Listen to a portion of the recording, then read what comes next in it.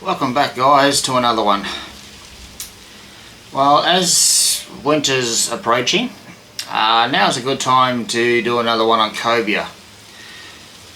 I have been asked a few questions as well on cobia. Do you catch them at daytime or night time, and you know, just basic questions.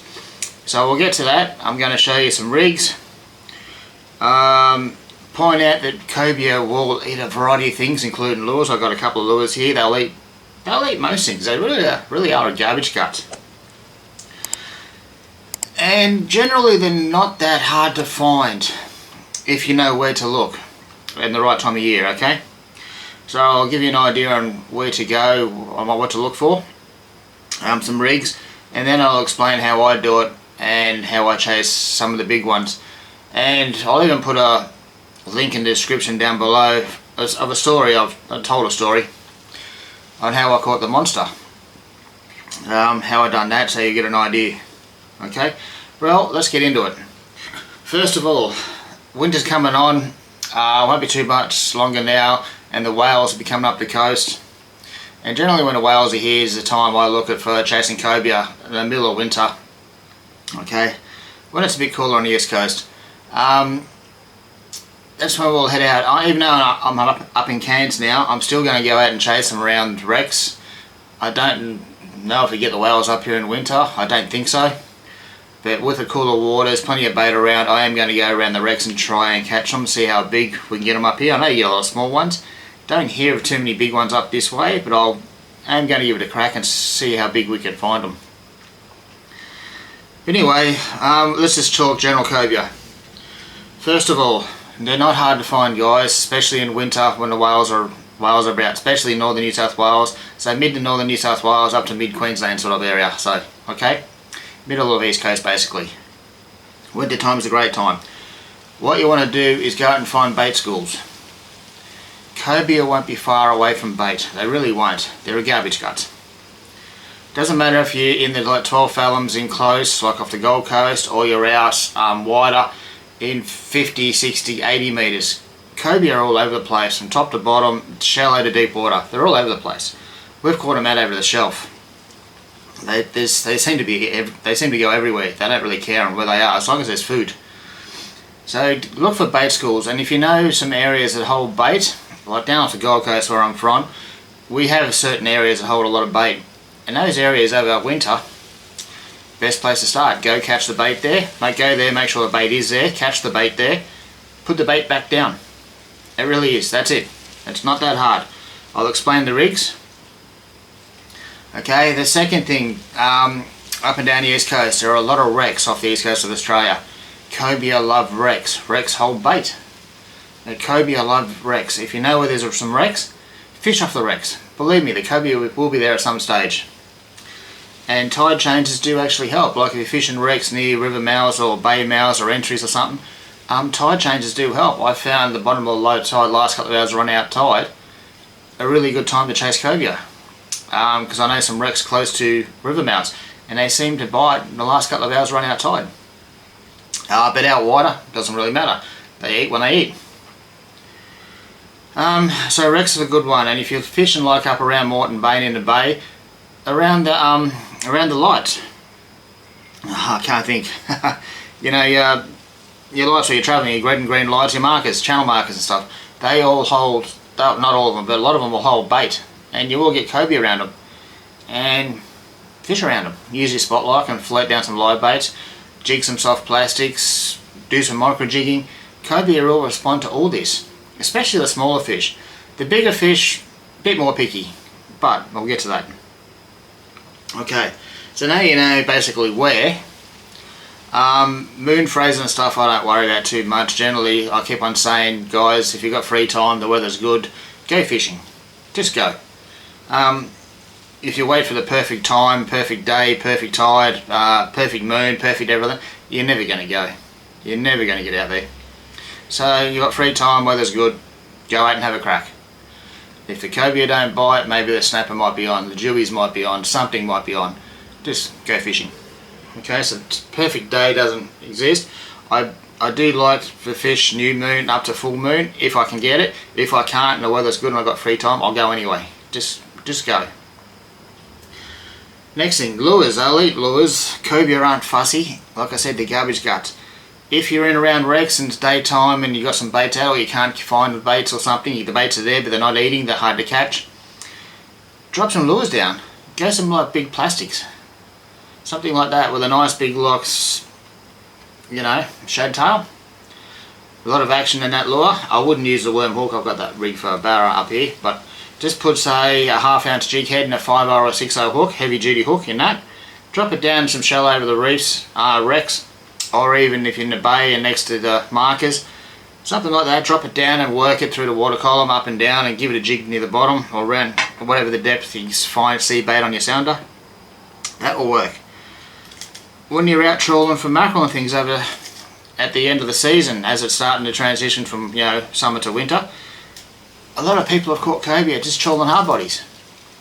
So think about it, if you trawl these things in winter time, around bait, if you found some bait but the bait's not eating and you can mark some fish, cobia do show up on your sounders around bait. You'll see little arches around the bait, and I've showed that in other videos on my channel. Put some deep diving lures down. Trawl around the bait schools. If you can't catch the bait because the bait's been haunted by a fish already, put some down. Trawl them. Next thing is, like especially up north, a lot of people will see the cobia just cruising along the surface with manta rays or just cruising along the surface. If you see them out there just free swimming and stuff, throw some stick baits and things at them. Soft plastics unweighted like that one. Some stick baits. They will eat them. They're not that fussy. You just got to find them. But generally when they're around the bait schools they're a bit more fussy, so try and get the bait that they're feeding on, put it back down. If not, like I said, try some deep diving lures.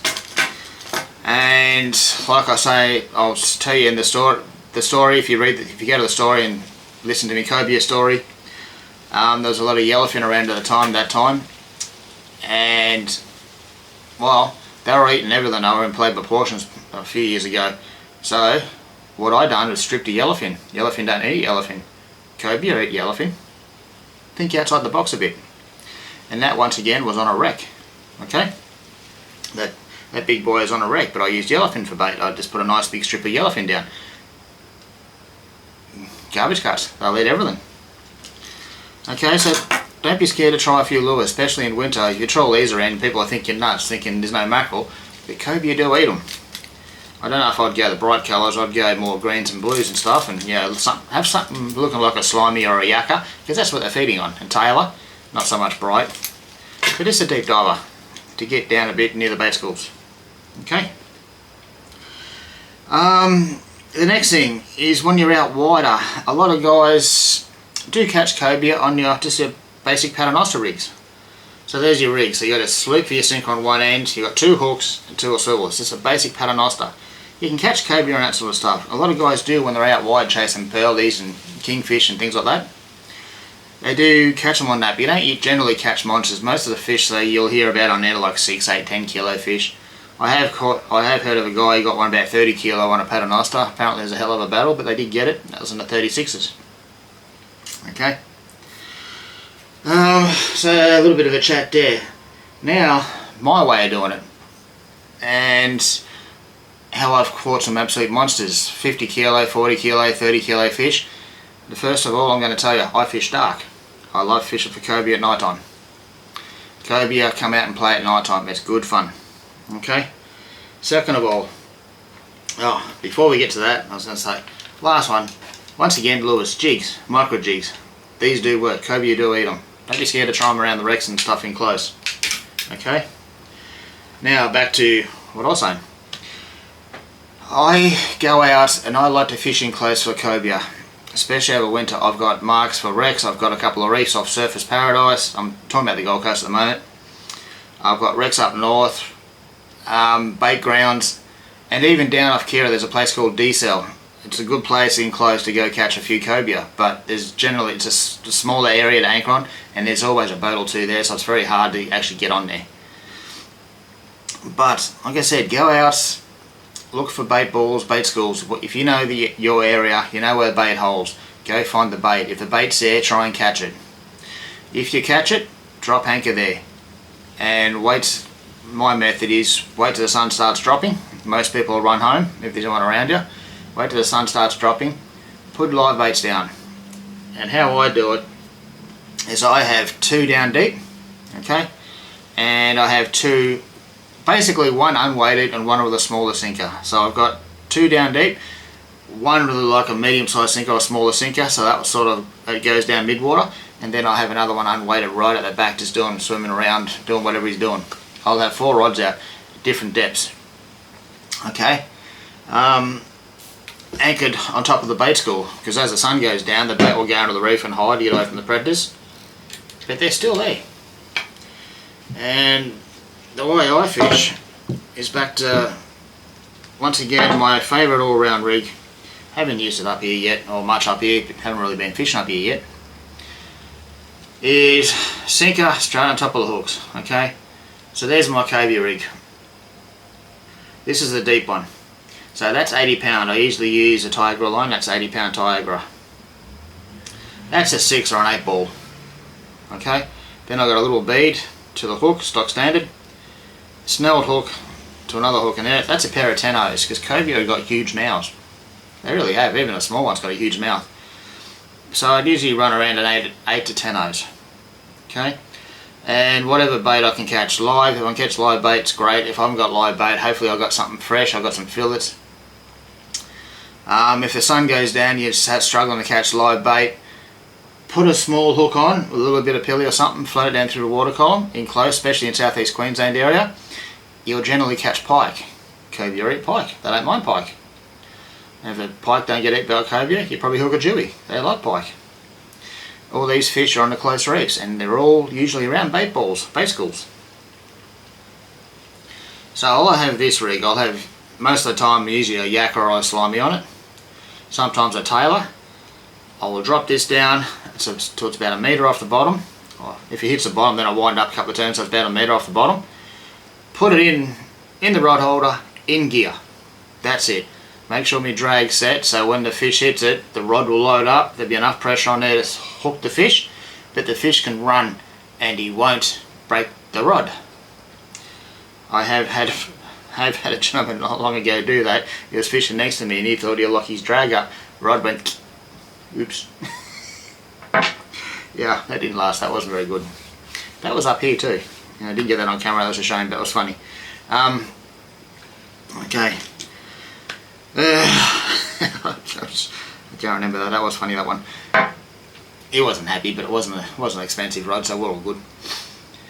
Anyway, remember, set the drag. And then I'll have 2 of these down. I'll have one on one side, another one on the other side. Then I'll have another couple of outfits. Or generally there's somebody else with me, so we'll have 4 rods, 2 rods each. We'll both have one that's down deep, and then we'll both have one that's going out. Generally I'll put the other guy with a smaller sinker so he can stand there and pull line off his rod and, you know, keep entertained as he's floating his bait down through the water column. And I'll have me heavier spin outfit. This, my old faithful, my Stratic there with 20, if that's 20 or 30, I think that's 30 now, 20 or 30, I can't remember, one of the two. With braid on it, I'll have this just with a hook, and a live bait through the nose. And I'll cast it out, let a heap of line go, and then just put it in a rod holder, once again, in gear, but drag set. And let him swim around right out the back whoop. That's it. And I've caught Cobia on all the rods, all the different depths. Like I said, these things are from the surface down deep. They're all over the show. As long as you find a big bait ball, and hopefully you can mark some fish on it before you set the anchor there. Over winter, like I said, when the whales are about, we'll generally mark fish on the sounder around the bait balls.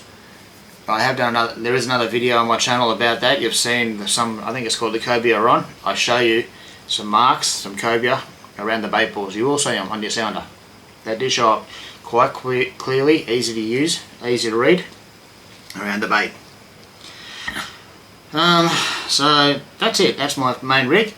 And if, like I said, when I've got the other rigs, the free swimming one's just a hook on a leader, just a hook, so it's free swimming. But the other one that's with a smaller sinker is this rig again, but it's only got a little P sinker on it, just so it slowly goes down through the water column, okay? And that's how I fish for Cobia. I have 4 rods out with different baits on, or all the same bait, whatever bait I can catch. Hopefully live, if not fresh. Now as I said, if the sun goes down you haven't caught bait, put a bit of pilly on a small hook with a sinker on, just right on top, small sinker, small hook, and float the pilly, half like a fillet of pilly down, and you'll find pike, and even tailor. There's your baits. Okay, so don't panic if you don't get bait straight away, guys. Even if the sun goes down you can still catch tailor and pike after dark, generally. And they're good baits for the cobes. Okay. As I said, fish in close, fish out wide, wherever there's bait. Fish wrecks, I love fishing wrecks, especially if they got bait on them. Cobia, I love the wrecks. And there's one other thing I'm going to tell you. A lot of guys know it nowadays because I've been telling people over the years, but a few of you don't, and not many people do it. If you know there's some cobia around and you're struggling to catch some bait, or you've been out for a couple of trips and you've struggled with bait or struggled to catch a cobia, but you know they're there, you're marking them, if you're not having any luck, guys, go catch some crabs. Go buy a sand crab, I don't care. Buy a sand crab or go catch a couple of crabs. Okay? And then all I want you to do is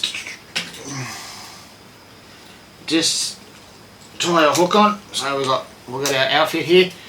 There's a 10 kilo outfit. I've caught a lot of cobia on that outfit. 80 pound trace. There's a 10-0 hook and a couple of rubber bands. What I want you to do with this one is go to your grounds where you know there's bait or you know there's cobia and they're playing hard to get. This will knock them over pretty quickly.